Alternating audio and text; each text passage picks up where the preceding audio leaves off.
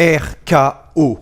3 lettres, une prise et une carrière qui dure depuis plus de 20 ans. Randy Orton n'est pas juste un catcheur, c'est un prédateur. Aujourd'hui, on plonge dans l'histoire du gamin arrogant que personne ne supportait, qui est devenu la vipère que tout le monde respecte.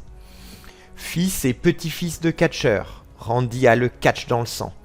En 2002, il rejoint l'Evolution, entouré de Triple H et Ric Flair. Il devient le Legend Killer, un jeune insolent qui s'en prend aux plus grandes légendes du catch pour se faire un nom. C'est à cette période qu'il commence à utiliser son mouvement fétiche, le RKO, un jumping cutter dont le nom reprend simplement ses vraies initiales, Randall Keith Orton. À seulement 24 ans, il bat Chris Benoit et devient le plus jeune champion du monde de l'histoire de la WWE, un record qui tient toujours.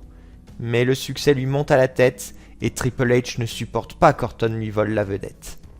D'ailleurs, avant le catch, Randy était chez les Marines, mais la discipline militaire, c'était pas son truc.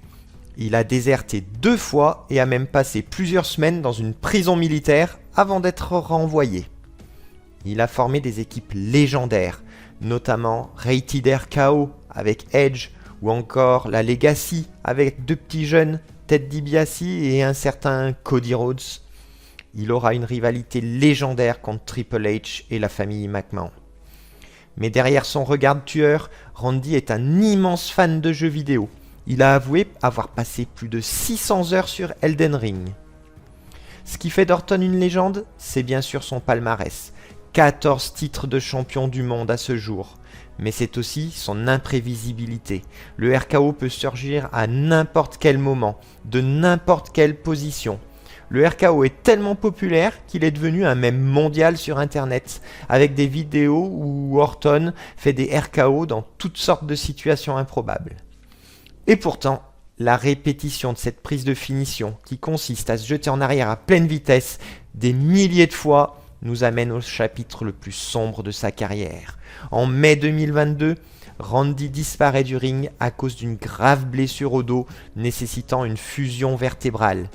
Les médecins lui annoncent qu'il faut commencer à penser à la retraite, mais il refuse de s'arrêter.